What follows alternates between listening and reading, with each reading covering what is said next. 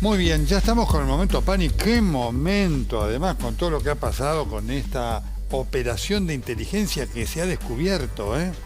Hola, Carlos, buenas noches. Buenas noches. Bueno, una de las peculiaridades de la política argentina, a la que probablemente, como a tantas otras cosas, nos hemos acostumbrado porque ha adquirido rasgos de cronicidad, es la intervención casi natural del submundo de la inteligencia en la vida política. Esto llega a tal extremo que el promedio, cualquier persona medianamente informada de la Argentina conoce el nombre de los espías, cosa que en ningún país normal funciona u ocurre. ¿Cuál es la novedad de todo esto? Es una novedad importante desde el punto de vista institucional, crucial desde el punto de vista político, sobre todo para la principal estrategia política de Cristina Kirchner. Todo nace con una preocupación de un juez de la Corte, actualmente el presidente de la Corte, Horacio Rosati, que descubre que hay líneas de celular contratadas a su nombre que él no pidió. Es decir, alguien empezaba a usar teléfonos a nombre de Rosati para no sabemos qué tipo de actividades sin el consentimiento de él, sin que él hubiera contratado esas líneas. Después se suma el juez Carlos Rosenkrantz, también de la Corte, con el mismo problema. La justicia empieza a indagar por esa línea. Aparecen después, no sé si ustedes recuerdan, una catarata de chats ligados a jueces que habían hecho un viaje al Lago Escondido y ligados al entonces ministro de Seguridad de la Ciudad de Buenos Aires, Marcelo de Alessandro. Se inicia otra investigación. Ambas investigaciones convergen y detectan la aparición de un ex agente de la AFI, de la Oficina de Inteligencia del Estado, ex policía federal, que hace o simula ser periodista y tiene acceso a bases de datos, comunicaciones, va armando una cantidad de archivos de inteligencia, especialmente sobre jueces, sobre funcionarios ligados a Rosati y a Rosenkrantz en la Corte, jueces federales muchísimos. Es más larga la lista de los que están como blanco de este agente de inteligencia que los que no están. Se llama Ariel Zanqueta. Está preso en el penal de Marcos Paz a partir de que se descubrió que realizaba estas operaciones. ¿Cuál es la novedad? Que ayer el fiscal Polichita le pide al juez Martínez de Giorgi, que está a cargo de esta causa, una cantidad de diligencias. ¿Por qué?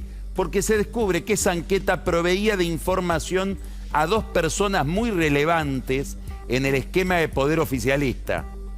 Una, el diputado Rodolfo Tailiade, que es casualmente el cerebro del juicio político que lleva adelante el kirchnerismo en contra de los jueces de la Corte.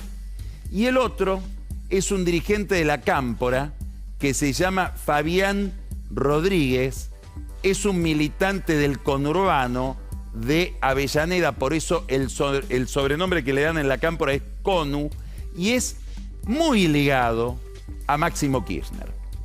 ¿Qué aparece en la información de esta causa? Primero, bajísima calidad de todo. Todas las conversaciones quedan registradas en chats, fotos, muestra la justicia fotos de los intercambios de WhatsApp, digamos, ningún tipo de profesionalismo. Segundo, se espiaban entre ellos. ¿Por qué? Porque cuando aparecen los blancos de esta operación de espionaje, entre otras está alguien que no tiene una buena relación con la Cámpora, que ha sido rival de la Cámpora electoralmente y que ocupa un lugar muy importante en el entorno de Alberto Fernández, Victoria Tolosa Paz, ministra de Desarrollo Social de este gobierno. Pero lo más curioso es que también está quien hasta ahora suponíamos era un aliado de Cristina Kirchner y de la Cámpora, nada menos que Sergio Massa. También es blanco de estas operaciones de inteligencia. ¿Por qué esto tiene importancia? Obviamente la importancia institucional es ocioso aclararla. Marginales de los servicios de inteligencia vinculados a personajes importantes del esquema de inteligencia del gobierno de Cristina hasta 2015, básicamente el general Milani y el agente de inteligencia Fernando Pochino, este esquema pone ahora en evidencia que Cristina Kirchner y su gente más allegada, entre ellos la Cámpora, los militantes de la Cámpora, realizaban las operaciones que ellos le reprochan al gobierno de Macri, que también las realizaba. Digamos, cualquiera que mire la historia política de estos 4 años, va a haber 2 ejes argumentales en toda la estrategia de poder de Cristina Kirchner. Una, los servicios de inteligencia me perseguían. Ahora hay que mirar cómo ella perseguía a otros con los servicios de inteligencia. 2, los jueces, la corte me persiguen. Ahora aparece ella percibiendo a los jueces y a la corte.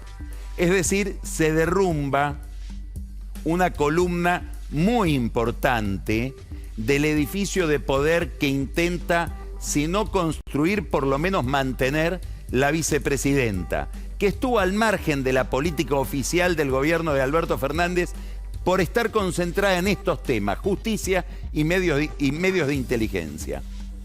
Carlos, Este es el estado de la situación hoy. Sí, Nelson. Sí, Carlos, algunas consultas te estamos escuchando con Dominique con enorme atención y además por tu descripción impecable, entendible para todos, de este engorro, ¿no?